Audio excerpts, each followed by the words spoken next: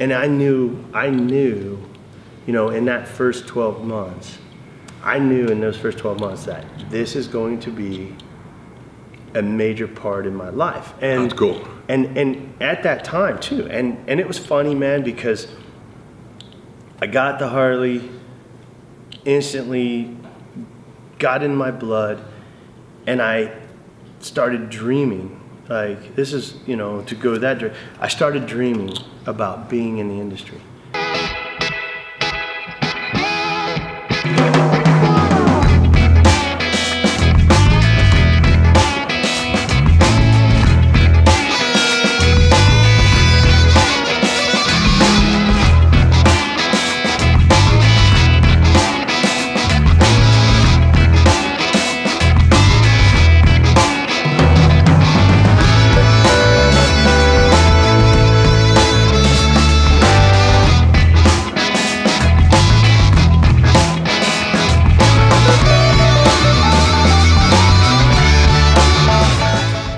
I started dreaming about being in the industry, having this in my everyday life. Like, that's cool. You know, Brian and Deanna could tell you, I think I filled out like 60 fucking applications, like, to come to work for them. And I didn't want to like move and go work for another dealership. Yeah. I wanted to work for Brian and Deanna. You were pretty loyal like, to, oh man. Yeah. I mean, dude, it was something about it.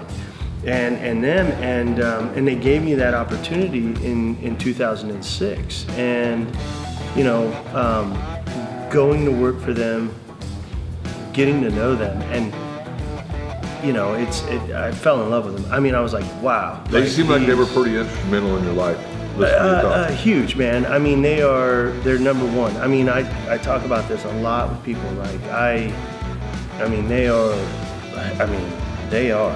It's that you don't talk about pedestals. They're up here, you know. So I don't, you know. It's like you know, making somebody proud. Like they are, like you know, make them proud of me, you know. And it was like when I went to work for them too, you know, I represented them and their dealership and their livelihood. So BJ being outside, even on my time, I still represented him. So my actions would reflect on them. Right. So I never did anything.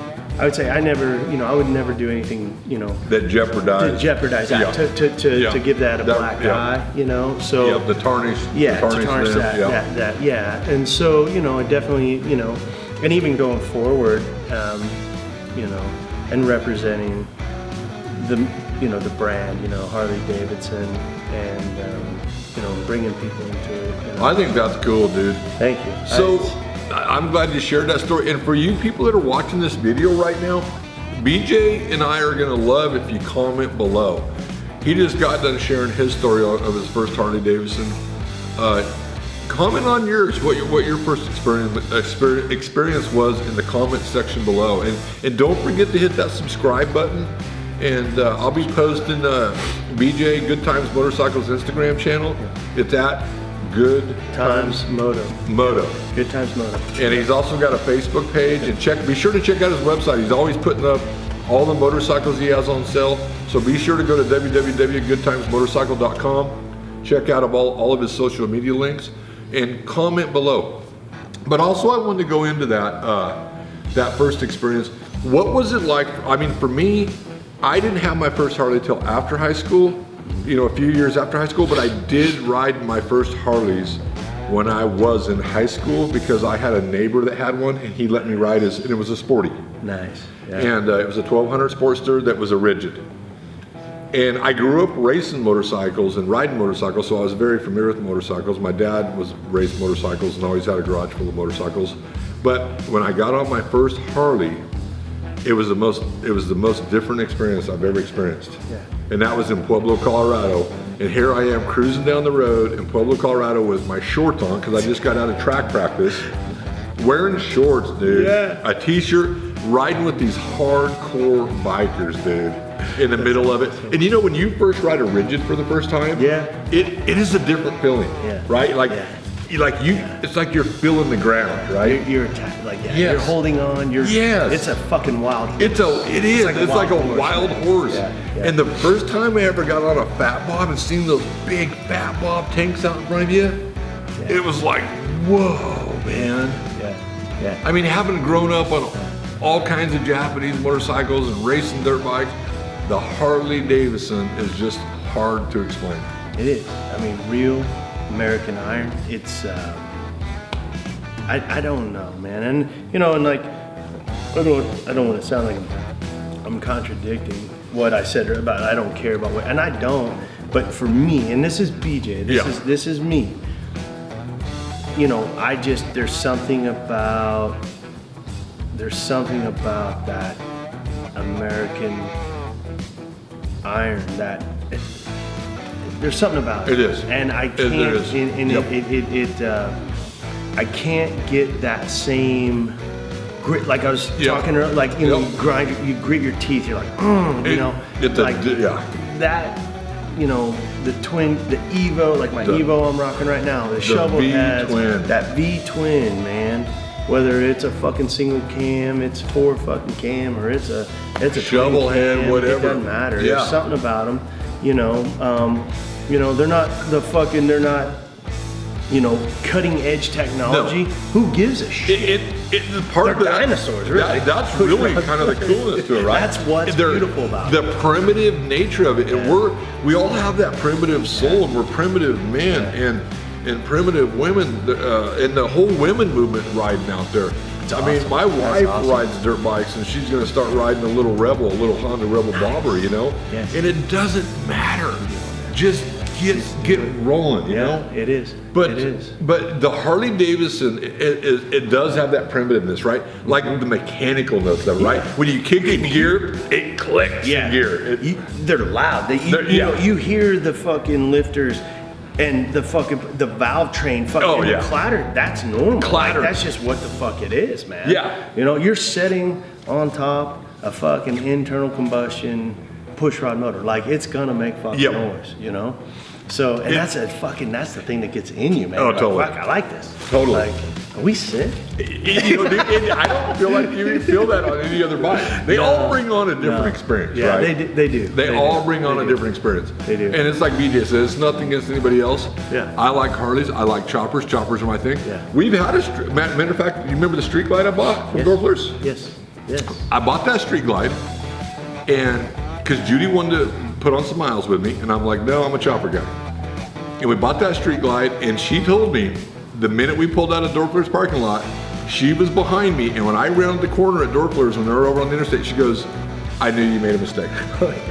And you do. I said, she goes, why is that? She goes, you just didn't have that cool to you.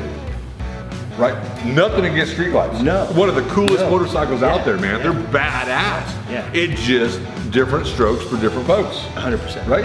It's not. Beautiful motorcycle. Yeah. Probably one of the most popular motorcycles in the Harley Davidsons right now. Absolutely. I mean, kind of Road Glides kind of stepped up. Okay. Kind of took that over. I think the Street Glide guys are, and again, that's cool, man. It's style thing. Yeah. And that's no offense to anybody that rides, man. Fuck no, man. Because they're badass, dude. And I'm not knocking them at all. It's just every bike is going to appeal to you differently. And for some reason, my soul, how I'm wired, I like the chopper, even though it beats the hell out of my wife when she's on the back of it. And she likes to ride with me, but I just like the feel of that minimalistic, stripped down chopper thing. It's just who I am. I'm weird about a lot of things in life, and it just fits me. And it fits you. It's who you are. Yeah. You are. You embrace, like I'm saying, or you admit it. You're like, fuck no, man. This is what I like. It's what I like. Same way. This is what I like. Yeah. Like, it's cool. I've done the full circle thing, and I was like, same way. I always gravitated towards choppers. Yeah. Always towards choppers. I mean, when I seen the first, it was on the cover of Easy Rider. Actually, I was in high school, and we were on. It was a baseball trip. We just left Wichita, and they stopped in Newton at that truck stop. And I remember we went in there, and I was like fucking in the magazine. I don't know. I'm by myself. Judy was by the magazine. What's Judy was sneaking behind us. nice? So the magazine, right? So the magazine and The Chopper, was it Chopper magazine? It was a CFL. It was a West Coast Chopper. Oh, okay, Jesse yeah. James. It was the first Easy Rider that, like, I mean, I was like, holy fucking shit, look at that. Yeah. Like, that fucker is stripped down. There's a motor, a tranny, the frame, the tank. This thing looks like, and that was so funny because like when Jesse James came on television, it was like, I want my choppers to look like they're going 100 mile an hour just sitting still. And I remember seeing that and being like, this fucker looks like it is moving 100 mile an hour. Like, this fucker is that sexy. And so that really is what kind of, I would say that kind of, got me kind of solidified it for you, and still to this day, man, whether it's the old school choppers, the fucking long bike, short bike, I love them all. I do too. I fucking love them all. I'm the same way, and I've always been a big fan of the wide glides. Yeah. I've always been a Dyna wide glide guy. I've always loved the wide glides. Wait for that to make a comeback. Dude, the skinny bike, everything's like narrow front end and super narrow. That. The wide glide, that shit all come back. I mean, it always does. We know it. I mean, I always say this, like, this is a fucking fashion show. And that's cool, dude, because I'm on the fucking runway. I don't give a shit. I'm having fun. Like, let's go. Get up here, dude. It's a good time. It's a good time. I don't care if it's an electric glide going down the road, a street glide, or a Sportster, right? Or a chopper with a soft tail. I'm running a soft tail right now. I don't have. I don't care. I'm not that dude that's gonna knock people, dude. No. I'm like, it's cool, man. It's your deal. That's and you love it. That's all that matters. Yeah, like that's tough guy shit right there. Yeah. Like, you're riding this fucking 350cc fucking Yamaha. Right. And you fucking customized it, and it's your fucking piece of art that you created, and you're ripping all over this country on it. Fucking rad, dude. Like, that is fucking rad. That's fucking rad. My son's building a 1982 Kawasaki KZ440 right now. Twin carb, it's a twin cylinder. It's gonna be a brat bike, Japanese style, culture bike. But dude, it's cool, dude. He's stripping the frame down. He's grinding things off the frame. He's welding on it. He's making it his. Ride this shit out of it and enjoy it, dude. I'm not knocking that, and I'm not. No. Dude, he's feeling it too. There could be a Harley in his life someday, but he's 15. He's coming through the motions of it. You know what I mean? He's evolving. He's embracing through these different styles. Yeah, and he's going to touch on all of them. Exactly. That's what's really cool. Because it's like, I see it too often, all the time. Where. Like, it goes back to like letting it fucking build, like planning it, letting it grow to where, it's like, and not saying that's gonna happen, but it's like, he's gonna build this bike. Exactly. It's gonna be sick as shit. Exactly. He's gonna there's gonna be some fucking hater be like, that ain't a bike. Go get you a fucking, that's a metric cruiser. That's a Japanese bike. Like no, and sometimes, like, I've been there, man. Like, sometimes that can and it does weigh on people to where they'll change. I mean, they'll I need to get a different bike. Like, why? Right. Like, why? Do you? Yeah, do you, man? Like, I have like going back to what Dave touched on earlier with the female riders, dude. I am so happy and excited for the increase in population of female riders coming into my shop, getting enrolled in our Motorcycle Rider University. Great program. And it is, and great program. And getting their license because they.